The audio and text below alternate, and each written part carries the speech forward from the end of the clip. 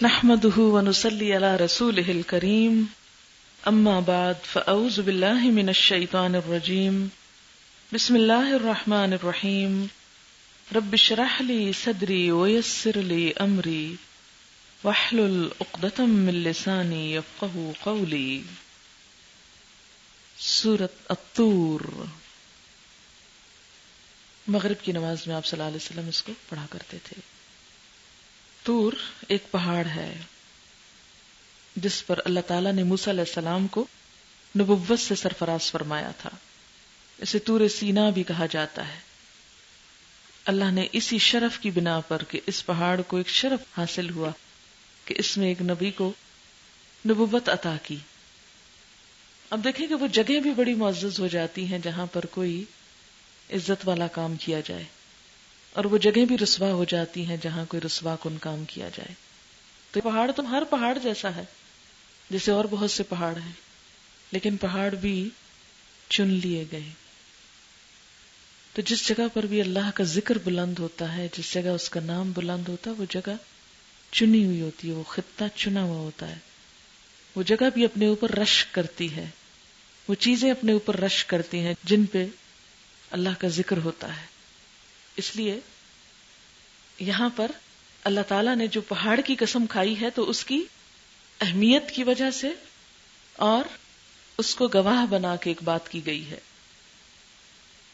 والطور، قسم ہے کوہ طور کی، وکتاب مستور، اور لکھی ہوئی کتاب کی. مستور سطر مستور مفعول کے وزن پر لکھی ہوئی. کہاں لکھی ہوئی؟ فی رق منشور، جھلی میں. رق منشور، کھلی ہوئی، یعنی کھلے ہوئے ورق میں. قدیم زمانے میں کتابوں کے لیے کاغذ نہیں ہوتا تھا، عموماً ہرن کی کھال پہ لکھا جاتا تھا ان کو، اور یہ کھال لکھنے کے لیے باریک جھلی کی شکل میں جیسے پلاسٹک ہوتا ہے ایسے تیار کی جاتی تھی. اور اس کو اصطلاح میں رق کہا جاتا تھا. بالعموم تورات، زبور، انجیل اور دیگر انبیاء کے صحیفے اسی رق پر لکھے جاتے تاکہ طویل عرصے تک محفوظ رہیں. تو یہاں کھلی کتاب مراد ہے. فی کتاب مستور فی رق منشور، ایسی کھلی کتاب جو رقیق جلد میں لکھی ہوئی ہے. یعنی یہ اصل میں منشور جو ہے کس کی صفت ہے؟ کتاب کی. کتاب مستور منشور، اور کہاں ہے؟ فی رق، رق میں. مراد اس سے کیا ہے؟ تمام کتب مقدسہ کا مجموعہ. والبیت المعمور، اور آباد گھر کی قسم، بیت المعمور کی.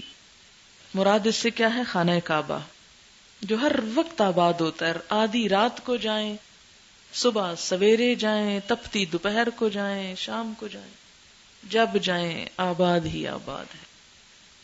حج کے دنوں میں کہتے ہیں بڑا رش ہے، رمضان میں بڑا رش ہے، فلاں مہینے میں رش نہیں ہوگا. جس مرضی مہینے میں چلے جائیں اور جس مرضی ٹائم پہ چلے جائیں، حجر اسود کو بوسہ دینا ایک جان جوکھوں کا کام ہے، قسمت کی بات ہے. تو یہ گھر جو آباد ہے، ہر وقت آباد ہے. اور بیت المعمور ایک اور گھر کا نام بھی ہے جو اسی بیت اللہ کے ڈائریکشن میں 7ویں آسمان پر ہے. معراج کے سلسلے میں نبی صلی اللہ علیہ وسلم نے اس گھر کے بارے میں فرمایا کہ جس کی دیوار سے آپ صلی اللہ علیہ وسلم نے حضرت ابراہیم علیہ السلام کو ٹیک لگائے دیکھا تھا. اور اس کے بارے میں ایک اور حدیث میں بھی آتا ہے کہ ہر روز 70,000 فرشتے اس کا طواف کرتے ہیں، اور جس نے ایک دفعہ کر لیا قیامت تک اس کی باری نہیں آئے گی. اتنی مخلوق ہے جو اس کا طواف کر رہی ہے. والسقف المرفوع، اور اونچی چھت کی قسم. کیا مراد ہے؟ آسمان. زمین کے لیے آسمان چھت کی مانند ہے. اچھا، یہ آسمان کو جو چھت کہا گیا ایک اور جگہ پر بھی آتا ہے، وَجَعَلْنَا السَّمَاءَ سَقْفًا مَحْفُوظًا، محفوظ چھت. وَهُمْ عَنْ آيَاتِهَا مُعْرِضُونَ. یا اس سے مراد عرش بھی ہو سکتا ہے جو تمام مخلوقات کے لیے چھت ہے. وَالْبَحْرِ الْمَسْجُورِ، اور بھڑکتے ہوئے سمندر کی قسم، موج زن سمندر کی قسم. مسجور، مملو، موج زن، جوش مارنے والا. اور مسجور کا ایک اور معنی آگ سے بھرا ہوا بھی. ایک اور معنی فارغ اور خالی، جس کا پانی زمین میں اتر کے غائب ہو گیا ہو. ایک اور معنی محبوس، سین سے حبس، روک کے رکھا گیا ہو. جیسے سمندر کا پانی اگرچہ 3 حصے زیادہ ہے لیکن خشکی پہ نہیں چڑھا ہوتا، روکا ہوا ہے. مخلوط بھی اس کا معنی ہے مسجور کا، میٹھا اور کھاری، گرم اور ٹھنڈا پانی مل جاتا ہے اس میں. اور عام معنی کیا ہے؟ موجزن. اور بھڑکتے ہوئے موجزن سمندر کی قسم. یہ ساری قسمیں کھا کے کیا بتایا گیا؟ ان عذاب ربک لواقع، بے شک تیرے رب کا عذاب واقع ہونے والا ہے، آ کر رہنے والا ہے، آ پڑنے والا ہے. ما لہ من دافع، کوئی اس کو دفع کرنے والا نہ ہوگا، دور کرنے والا نہ ہوگا. یہ ہے وہ حقیقت جس پہ 5 چیزوں کی قسم کھائی گئی. اور رب کے عذاب سے مراد کیا ہے؟ آخرت کا عذاب. اب یہ قسمیں کیوں کھائی گئیں؟ کوہ طور وہ جگہ ہے جہاں موسیٰ علیہ السلام کو نبوت دی گئی، جنہوں نے بنی اسرائیل جیسی پست قوم کو اٹھا کھڑا کیا. فرعون جیسے جابر و ظالم بادشاہ کو اس کے قریب غرق کر دیا گیا. تو یہ کیا بتاتا ہے؟ کوہ طور کس چیز کا سمبل بن چکا ہے کہ اللہ جسے چاہے اٹھائے اور جسے چاہے گرائے. جسے دنیا میں یہ ہوا، قیامت کے دن بھی ہوگا اور آخرت بھی آئے گی. پھر اسی طرح کتب مقدسہ کے مجموعے کی قسم کھائی گئی، یعنی آسمانی کتابوں کی. اور ہر آسمانی کتاب میں یہی لکھا ہوا ہے، کیا؟ ان عذاب ربک لواقع. والبیت المعمور، بیت المعمور کی قسم، یعنی خانہ کعبہ کی قسم کہ اللہ کا یہ گھر اللہ کے پیغام کی یاد بھی دلاتا ہے. اور آپ دیکھیں گے کہ وہاں لوگوں کا ایک جمع غفیر ہوتا ہے جو آخرت کا منظر پیش کرتا ہے. جیسے یہاں کٹ ہے، قیامت کے دن بھی ایک کٹ ہوگا. والسقف المرفوع، اونچی چھت کی قسم کہ اللہ کی قدرت دیکھو. جو رب اتنا اونچا آسمان اٹھا سکتا ہے، کیا وہ قیامت نہیں لا سکتا؟ اور پھر سمندر. والبحر المسجور، بھڑکتے سمندر کی قسم، کس طرح اللہ تعالیٰ نے اسے زندگی سے معمور کر دیا اور کس طرح اس کا پانی جو ہے، اور جتنے بھی معنی ہیں اس میں، یہ اللہ کی قدرت پہ دلیل ہے کہ قیامت کے دن یہ بھڑک اٹھے گا. جیسے سورۃ انفطار میں آتا ہے وَإِذَا الْبِحَارُ سُجِّرَتْ، جب سمندر بھڑکا دیے جائیں گے. پانی آکسیجن ہائیڈروجن کا مجموعہ ہے. جب شدت سے زمین ہلے گی اور شدید گرمی ہوگی تو یہ گیسز کی شکل میں بدل جائے گا، اور پھر گیسز میں سے ایک جلنے والی دوسری جلانے والی، تو ایک آگ بھڑک اٹھے گی. پھر اسی طرح اگر اس کو محبوس کے معنی میں لیا جائے کہ روک کے رکھا گیا ہے، تو یہ اللہ کی قدرت نے اس کو روکا رکھا ہے. ورنہ آپ ذرا بھی پانی کہیں ڈالیں زمین کے اوپر تو وہ ایک جگہ نہیں کھڑا رہتا، بہنا شروع ہو جاتا ہے. اور جبکہ زمین ہے بھی کس طرح مسلسل کرو بدلتی ہے نا، یعنی سیدھی فلیٹ نہیں ہے. یہ کھود کے کہیں نہیں رکھا گیا پانی. ذرا سوچیں، آپ غور کریں اللہ کی قدرت پر کہ زمین فلوٹ کر رہی ہے کہاں. ذرا سوچیں نا اس بات کو. اپنے مدار میں سورج کے گرد گھوم رہی ہے. سورج والشمس تجری لمستقر لہا، وہ بھی گھوم رہا ہے. سورج ان سارے پلانٹس کو لے کے پھر اپنے نیوکلس کے گرد گھوم رہا ہے، اس کے اندر جو اس اپنی گیلیکسی کا جو سینٹر ہے. اور 250 کروڑ سال میں اس چکر پورا ہوتا ہے نا، 25 بلین سال میں. اور یہ زمین اس کے ارد گرد گھومے، ہر چیز فلوٹ کرے. اب آپ دیکھیں فلوٹ کر رہی ہے اور اس کے اوپر پانی ٹکا ہوا ہے. کیا حیران کن بات ہے، وہ سارا گر کیوں نہیں جاتا کہیں؟ آپ ایک بال کے اوپر پانی لگائیں اور ذرا گھمائیں اس کو تو چھینٹے سارے اڑ کے ادھر ادھر چلے جائیں گے. 3 حصے پانی. اور یہ بھی نہیں ہوتا کہ جہاں 3 حصے میں بس وہیں روکا ہوا اللہ تعالیٰ نے، ورنہ وہ 3 حصے غالب آ کے چوتھے کو بھی ساتھ شامل کر لیں. لیکن جیسے آتا ہے لَلشَّمْسُ يَنبَغِي لَهَا أَن تُدْرِكَ الْقَمَرَ وَلَلَّيْلُ سَابِقُ النَّهَارِ. بالکل اسی طرح پانی کے بس میں نہیں کہ وہ اس خشکی کو جا پکڑے. سمندر روک کے رکھا گیا، محبوس، مسجور. اللہ کی قدرت کی دلیل ہے. تم کہتے قیامت کیسے آئے گی، مر کے کیسے اٹھیں گے، یہ کیسے ہوگا، وہ کیسے، کھال کیسے بولے گی، حساب کیسے ہوگا، سب تمہاری باتیں ہیں. اللہ کی قدرت سے کیا دور ہے. ان عذاب ربک لواقع ما له من دافع یوم تمور السماء مورا، جس دن آسمان پھٹے گا جس دن آسمان ڈگمگائے گا، دونوں معنی ہیں، مور پھرنا اور تیز چلنا اور پھٹ جانا، لرزنا، تیز چلنا، مورا خوب تیز چلنا، یعنی آسمان کیا ہوگا، خوب گھومنے لگے گا، ہر چیز کی حرکت اور تیز ہو جائے، شاید اس لیے کہ وہ سب سمٹ رہا ہو، اللہ ہی بہتر جانتا ہے۔ اور دیکھیں نا، جب رسی کھلتی ہے تو آہستہ آہستہ کھلتی ہے نا، پھر تیز ہو جاتی ہے نا، پھر لپٹنا شروع ہوتی ہے، تو میں بھی یہ کیفیت اللہ ہی بہتر جانتا ہے، ہم تو کچھ نہیں جانتے، لیکن قیاس آرائیاں ہی ہو سکتی ہیں۔ وہ تسیر الجبال سیرا، پہاڑ چلنا شروع ہو جائیں، خود سوچیں جب وہ چلنے لگیں گے تو کیا ہوگا، کبھی آپ مری جائیں، مظفر آباد جائیں تو دونوں طرف پہاڑ پہاڑ، اگر یہ ایک ادھر چلنے لگ جائے اور ایک ادھر، تو کیسے کیسے دھماکے اور کیسے کیسے ٹکراؤ، لینڈ سلائڈنگ میں کتنی کتنی سڑکیں تباہ ہو جاتی ہیں، کیا کچھ تباہیاں ہوتی ہیں، اور سارے ہی چلنے لگ جائیں تو کیا ہو، اوپر سے پتھر گرتے ہیں تو کیا ہوتا ہے، کہاں یہ کہ سارے ہی چل پڑے۔ تسیر الجبال سیرا فویل یومئذ للمکذبین، ہلاکت ہے اس دن جھٹلانے والوں کے لیے، جو آج نہیں مان رہے اس دن ان کی شامت ہے، شامت ہے اس دن اس جھٹلانے والوں کی۔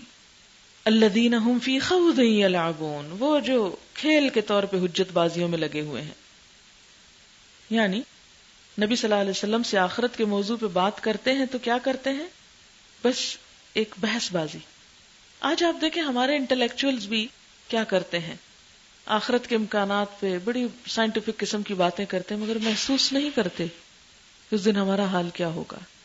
فی خوض یلعبون، جھگڑے میں اچھل کود کر رہے ہیں، کلا بازیاں کھا رہے ہیں، ایک دوسرے پہ برتری لے جا رہے ہیں، کوئی انکار کر رہا ہے، کوئی مان رہا ہے، کوئی کیا کہہ رہا ہے، کوئی کیا کہہ رہا ہے، اپنی اپنی جھاڑ رہے ہیں۔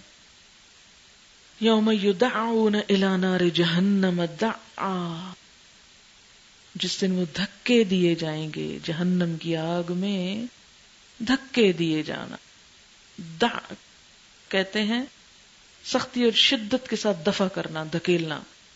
عربی میں ایک لفظ استعمال ہوتا ہے دع اذاہم، پڑھا ہے آپ نے، قرآن میں آیا ہے سورۃ الاحزاب میں، دع اذاہم، ان کی اذیت کو چھوڑو، جانے دو، تو وہ ہے بغیر شدت کے، دعو اترک یعنی چھوڑ دو۔ یہاں کیا دع، جس طرح بولنے میں شدت ہے ایسے دھکیلنے میں شدت ہے، دع دھکیلو ان کو، دفع کرو ان کو۔ یوم یدعون الی نار جہنم دعا، جس دن انہیں دھکے مار مار کر نار جہنم کی طرف لے جایا جائے گا، وہ سائق اور شہید جو ساتھ چمٹیں گے، دھکے مار مار کے اندر گرائیں گے، کہاں بچ کے جائے گا کوئی۔ هذه النار التي كنتم بها تكذبون، یہ وہی آگ ہے جسے تم جھٹلایا کرتے تھے، جس کو مانتے نہ تھے۔ افسحر ھذا، یہ جادو ہے، اب تمہیں یہ جادو نظر آ رہا ہے، بتاؤ یہ جادو ہے، ام انتم لا تبصرون، یا تم دیکھتے نہیں ہو، یا تمہیں کچھ سوجھ نہیں رہا۔ دنیا میں جب تمہیں جہنم کی بات بتائی جاتی تھی تو کہتے تھے یہ جادوگری ہے، خوبصورت الفاظ میں ہم کو ڈرایا جا رہا ہے۔ اب بتاؤ یہ وہی جادو ہے یا حقیقی جہنم ہے؟ دنیا میں تو پیغمبر جہنم کی بات جب سناتے تھے تو جادو کہہ کے ٹال دیتے تھے، تو آج یہ بھی تمہیں جادو لگ رہا ہے یہ سب کچھ جو اب حقیقت میں نظر آ رہا ہے؟ اسلوہا، چلو اس میں جھلسو، اسلوہا فاصبروا او لا تصبروا، صبر کرو یا نہ کرو، سواء علیکم، برابر ہے تم پر، انما تجزون ما کنتم تعملون، یقیناً تم تو وہی جزا دیے جا رہے ہو جو تم کرتے رہتے تھے، اپنے اعمال کی جزا بھگت رہے ہو۔ ان المتقین فی جنات و نعیم، یقیناً متقی باغات اور نعمتوں میں ہوں گے، گھر، لباس، کھانے، سواری، سب چیزیں، فاکہین، خوشی کی باتیں کر رہے ہوں گے، خوش خوش ہوں گے، بما آتاہم ربہم، ساتھ اس کے جو ان کا رب ان کو دے گا، وبقاہم ربہم عذاب الجحیم، اور ان کا رب انہیں جہنم کے عذاب سے بچا لے گا۔ یہ متقین کا انجام ہے، جو دنیا میں گناہوں سے بچتے تھے، رب وہاں انہیں بچا لے گا۔ کلوا واشربوا ہنیئا بما کنتم تعملون، کھاؤ پیو مزے سے ان اعمال کے صلے میں جو تم کرتے تھے، عمل کی جزا، متکئین علی سرر مصفوفہ، ٹیک لگائے ہوئے، متکئین علی سرر تختوں پر، مصفوفہ صف باندھے ہوئے، ایک دوسرے کے ساتھ ملے ہوئے. اب دیکھیں کہ آپ کسی بہترین بڑے سے ڈرائنگ روم میں سجے ہوئے جگہ پہ جائیں تو صوفے کس طرح پڑے ہوتے ہیں؟ بکھرے بکھرے نہیں، ساتھ ساتھ، صف در صف، لائن میں، ڈسپلن، ضابطے کے ساتھ. علی سرر مصفوفہ، ترتیب سے. اللہ کے کام میں ترتیب ہے، ہماری طرح تھوڑی کوئی چیز وہاں بکھری تو کوئی وہاں پڑی. وَزَوَّجْنَاهُمْ بِحُورٍ عِينٍ، اور ہم بیاہ دیں گے ان کو حور عین کے ساتھ، سفید بڑی آنکھوں والی عورتوں کے ساتھ. خوبصورتی سے تشبیہ دی گئی، حور سفید اور عین بڑی آنکھوں والی. والذین آمنوا، اور وہ لوگ جو ایمان لائے، واتبعتہم ذریتہم بایمان، اور ان کی اولاد نے بھی ایمان کے ساتھ ان کا اتباع کیا، اپنے والدین کے نقش قدم پہ چلے مگر ایمان کی حالت میں. الحقنا بہم ذریتہم، ہم ملا دیں گے ان کے ساتھ ان کی اولاد کو. وما التناہم من عملہم من شیء، اور ہم نہ کمی کریں گے ان کے عمل میں سے کچھ بھی. اگر والدین بڑے درجے پہ ہوئے، زیادہ نیک ہوئے، تو اولاد کو وہاں پہنچا دیا جائے گا. یہ نہیں کہ اگر والدین کا درجہ بڑا ہے تو ان کو نیچے لے آیا جائے، یا اسی طرح اگر اولاد کا مقام بڑا ہے اور والدین کم نیک ہیں، بعض اوقات ایسا بھی ہوتا ہے، تو اس صورت میں والدین کو اولاد سے ملا دیا جائے گا. ما التناہم، ہم سے مراد دو نہیں ہو سکتے، ہم کمی نہ کریں گے ان کے عمل میں سے کچھ بھی. پھر اولاد کی دعا اور استغفار سے آباء و اجداد کے درجات میں اور اضافہ ہوتا رہتا ہے. ایک شخص کے جب جنت میں درجے بلند ہوں گے تو وہ اللہ تعالیٰ سے اس کا سبب پوچھے گا، اللہ تعالیٰ یہ میرا درجہ کیسے بلند ہو رہا ہے؟ اللہ تعالیٰ فرماتے ہیں تیری اولاد کی، تیری مغفرت کی دعا کی وجہ سے، تیرے پیچھے جو دعا تیرے لیے کر رہی. کل امرئ بما کسب رہین، ہر شخص اپنی کمائی کے بدلے رہن میں ہوگا، گروی شدہ چیز، رہین. جیسے سورۃ مدثر میں بھی آتا ہے کل نفس بما کسبت رہینا، یہاں کل امرئ، وہاں نفس ہے اس لیے مؤنث آیا، یا مذکر ہے اس لیے کسب آیا. کل امرئ بما کسب رہین، ہر شخص اپنی کمائی کے عوض رہن میں ہے. رہن ایک استعارے کے طور پہ یہاں استعمال ہوا ہے. رہن کیا ہوتا ہے؟ اگر ایک شخص کسی سے کچھ قرض لے اور قرض دینے والا ضمانت کے طور پر اس کی کوئی چیز اپنے پاس رکھ لے، کوئی زیور کوئی اور چیز، تو جب تک وہ قرض ادا نہ کرے تو کیا ہوتا ہے؟ وہ چیز واپس نہیں لے سکتا. اور اگر مقرر مدت گزرنے پر وہ قرض واپس نہیں کر سکا تو وہ چیز ہمیشہ کے لیے ضبط ہو جاتی. مثلاً کیا ہے، آپ کسی سے قرض لے رہے ہیں، جب آپ اس سے کہتے ہیں مجھے 1,00,000 روپے قرض دو، کہتے نہیں میں اس طرح نہیں دے سکتا، کوئی ضمانت لاؤ. کہتا اچھا یہ میرے مکان کی رجسٹری آپ رکھ لیں، اگر میں نے 1 سال میں آپ کا روپیہ واپس نہ کیا تو یہ مکان آپ کا. اب سال گزر جاتا ہے، اگر وہ 1,00,000 روپیہ نہیں دیتا تو کیا دینا پڑتا ہے؟ مکان دینا پڑتا ہے. بالکل اسی طرح ہماری جان اللہ کے ہاں رہن رکھی ہوئی ہے، اس کو چھڑانے کے لیے عمل لے جانا ضروری ہے. کتنا عمل؟ جتنے میں اللہ تعالیٰ چھوڑ دیں اس کو. اور اگر نہ لے گئے کرنسی تو پکڑی رہے گی یہ جان، فک کے رہن نہیں ہوگا، چھوٹے گی نہیں، اور کوئی چھڑا بھی نہیں سکتا آگے. ضبط، جان ضبط، زندگی ضبط. اللہ تعالیٰ نے انسان کو جتنی بھی صلاحیتیں اور طاقتیں اور جو بھی قوتیں، مال و دولت، ہر چیز جو دی ہے، یہ دراصل ہمیں قرض کے طور پہ ملی ہے. قرض ہے ہمارے پاس جتنے بھی اختیارات ہیں، اور قرض کی ضمانت کے طور پر کیا ہے اللہ کے پاس؟ ہمارا نفس. اگر یہ قرضہ صحیح طور پہ چکا دیا تو نفس آزاد ہو جائے گا، اور اگر یہ صحیح استعمال نہ کیا ان چیزوں کا اور صحیح قرض نہ چکایا تو نفس پکڑا جائے گا، ضبط ہو جائے گا، قید میں رہے گا. نیک اعمال کیا ہیں؟ جنت کی کرنسی ہیں. جو جنت میں جانا چاہتا ہے اپنے آپ کو آزاد کروا کے، وہ نیک اعمال کی کرنسی لے جائے. کل امرئ بما کسب رہین.